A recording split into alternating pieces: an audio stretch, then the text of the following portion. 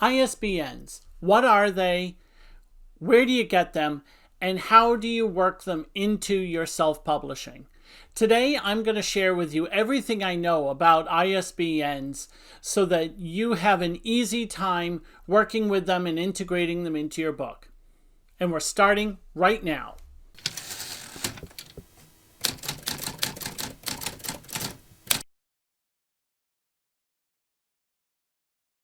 Hey, I'm Brad Uni, author of the urban fantasy novel Bad Luck. If you want more videos on everything writing and self-publishing, then hit that subscribe button and don't forget to ring the bell so you get all the notifications. ISBN stands for International Standard Book Number, and every book has one. So you would think it would be easy to work with since it's a standard and so commonly used, but it's not. There are some tricks and some gotchas that could slip you up if you're not careful. Today, we're going to get into all that so that it'll be very easy for you. Every country handles ISBNs differently, and I don't know how it's done in those other countries. So today, we're focusing on just within the United States. Before we get into all the rules, let's talk about what ISBNs are used for. ISBNs are used to identify a book. Guess that makes sense. But what might not be so obvious is it's used to identify not just a book in general by, by its author's name and title. No, it's to represent a very specific book physically. So, for instance, if you have both a hardcover and a paperback version of your one book, the ISBN is to identify the hardcover version or the paperback version or the special hardback version that has the pull-out map, or, you see where I'm getting at, that you can have a variety of different versions of your book. The ISBNs are used to identify those specific versions. Each physical format of your book needs its own unique ISBN. So if you got a hardcover book, a paperback book, that's 2 ISBNs you're going to need to get. If you have another paperback book but in a different trim size, different dimensions, then you'll need an ISBN for that as well. But here's the trick.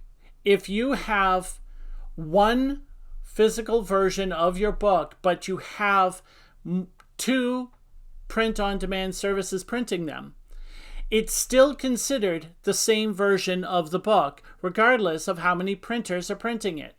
So those 2 books, or that one book being printed by 2 printers, will still use the same ISBN.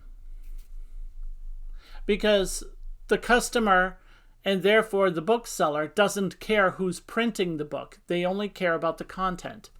Let's say you're in your print-on-demand services project and you're filling out all the information about your book, and you're on the page where it asks for the ISBN, and it offers to give you a free ISBN.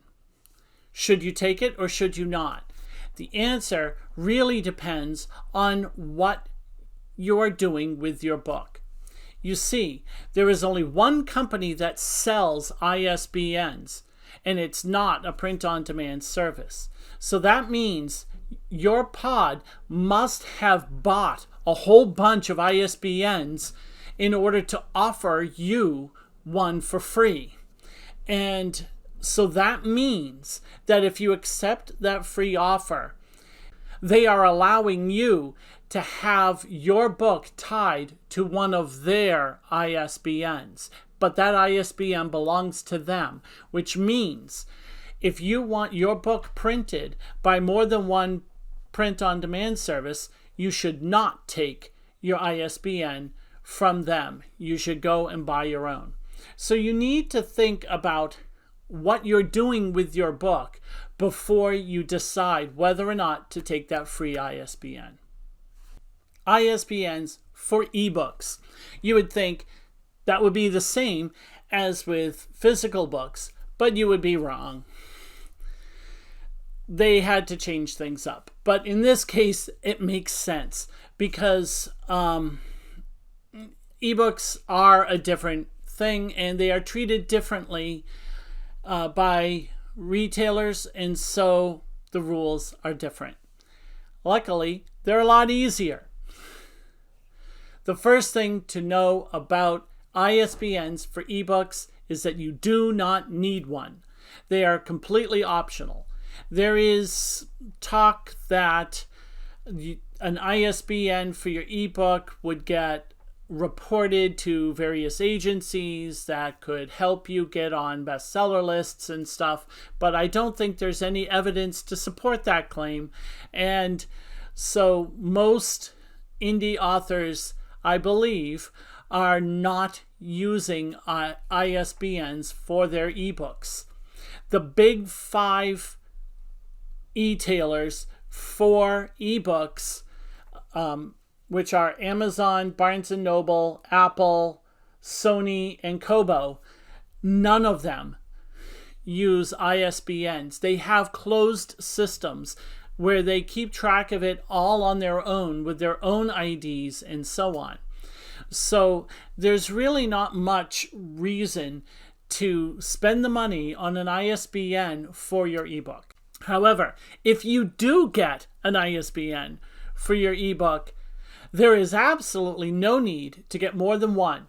Get one ISBN for all the different formats of your ebook. Now we get into buying ISBNs. There is only one place where you can buy ISBNs in the United States, and that is a company called Bowker.com. The link is in the description down below. They allow you to buy a single ISBN, but they also have many bundles that can save you a lot of money if you want to get more than one ISBN. The bigger the bundle, the more you save per ISBN that you get. Currently, as of the creation of this video, one ISBN costs $125, but a bundle of 10, which is the smallest bundle they have, is $295, but it gives you 10. So that's a really big savings. And the savings increase with the bigger the bundle. The next thing you need to know is that ISBNs do not expire ever.